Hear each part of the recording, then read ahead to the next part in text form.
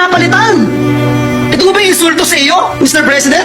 Ito ba yung insulto sa ating institusyon sapagkat ang bawat isa na nagluklok sa atin bilang senador ng Republika ng Pilipinas, nung tayo po ay binoto bilang kinatawan nila as national leaders, Mr. President. Not as district representatives, not as party list representatives, but national leaders. Is this an insult, Mr. President? Is this disenfranchisement, Mr. President? Disenfranchisement of the very sacred right of every Filipino, the right to suffrage, Mr. President. Hindi lang ito insulto, Mr. President, kung isang pang-iisa, isang panlalamang, at isang, I don't know kung ano pang Tagalog na pwede kong sabihin dito. Kung Bisaya lang, Mr. President, mas marami pa akong masasabi. Para sa mga lalaki at babaeng nabudol, nasamantala, at na-realize nila na sila ay niloko at ginoyo ng peking initiative na ito, PI din, Mr. President. After 24 hours, Mr. President, libo-libong complaints, picture ng text messages, picture ng mga aktibidades, Mr. President, ang ating nakalap. 90%, Ginoong Pangulo, 90% na mga nagre-reklamo, sinasabi ang pangalan ng kongresista, pangalan ng mga staff ng kongresista, pangalan ng mga chiefs of staff ng kongresista. Mr. President, nagkataon lang ho ba ito?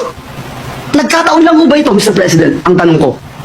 Sa tingin niyo po, Ginoong Pangulo, kayo po na nagsabi na meron din po kayong nakausap na ilang kongresista, meron din po ako. Alam niyo, Ginoong Pangulo, napakasakit po para sa akin magsalita ng ganito dahil galing po tayo sa House of Representatives. Kayo, Ginoong Pangulo, Senator Risa, Senator Sani, Senator JB, Senator Win, Senator Mark, lahat po tayo galing ng House of Representatives. Ako po, Ginoong Pangulo, wala akong Joel Villanueva kung walang House of Representatives. Lahat po ng natutunan ko, paano ako makakapag-contribute for nation building, natutunan ko sa House of Representatives. Kaya masakit po sa akin, Ginoong Pangulo, ang makita 90% ng reklamo, House of Representatives. Nagkataon mo ba ito, Ginoong Pangulo? Magsasalita na po ako, yung alam ko ho, personal, hindi lang yung sinumbong sa akin na sinasabi kong 90%. Sa aking lalawigan, ito yung pinakamasakit. Lalawigang tinubuan ko, Mr. President. 20 taon mahigit ang hinintay bago nagkaroon ng representante ang dakilang lalawigan ng Bulacan dito sa bulwagang ito. Tapos may ganito, Mr. President. Nakausap ko yung mga konsihal, nakausap ko yung mga kapitan, nakausap ko pati toda, Mr. President, na ginamit ng mga kongresista doon. Doon nga po sa Hagunay, pinapirma sila. Sa Hagunay, Bulacan, hindi alam kung ano yung pinipirmahan. Meron pang iba, sabi, online game lang. Nanalo kang 300 pesos, i-Gcash sa'yo. Bigay mo lang yung telepono mo. Nandito po. At hindi kagaya noong mga nagpalabas ng TV ad at nagpupush ng peking inisyatibo na ito, hindi nila mapinpoint kung sino sila. Handa po ako ibigay ito. Handa akong sabihin kung sino itong mga ito. Ipakita itong mga ebidensya na ito, Mr. President. I'm just wondering, Mr. President, bakit ganito? Nakita ko po si Senator Cynthia Villar, galing din po sa House of Representatives. Bakit ganito, Ginoong Pangulo?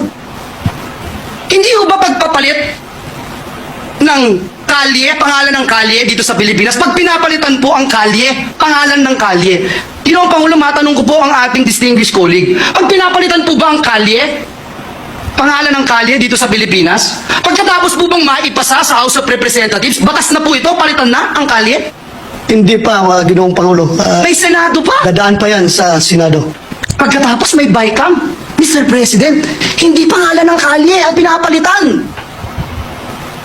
Kaluluwa ng bayan natin ang pinapalitan. Na for almost 40 years hindi ginagalaw. Na for almost 40 years. Hindi basta-basta pinakikialaman. Bakit? Kaluluwa ng bayan to.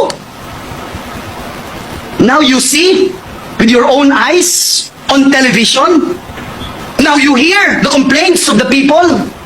And I will use and borrow the words of Senator Bato de la Rosa, yung mga nagdarahop, yung mga naghihikahos, mga nangangailangan ng tulong, nangangailangan ng ayuda ng gobyerno, umaasa sa tulong ng gobyerno, pagsasamantalahan natin, para lamang ma-extend ang termino natin, para lamang ma-abolish ang Senado. Mr. President, kung gusto ng taong bayang i-abolish ang Senado, I don't mind. If it is the will of the people, I don't mind. Ano mang klaseng gusto ng ating mga kababayan, dalhin man ang ating bayan sa kangkungan, Dalhin man ang ating bayan sa impyerno, kung yan ang gusto ng taong bayan, susunod tayo. Respetuhin natin. Pero Mr. President, Ginoong Pangulo, kung ayuda ng gobyerno, ipagkakait mo. Kung hindi ka pipirma, Hindi ka makatanggap. hindi ka makakatanggap.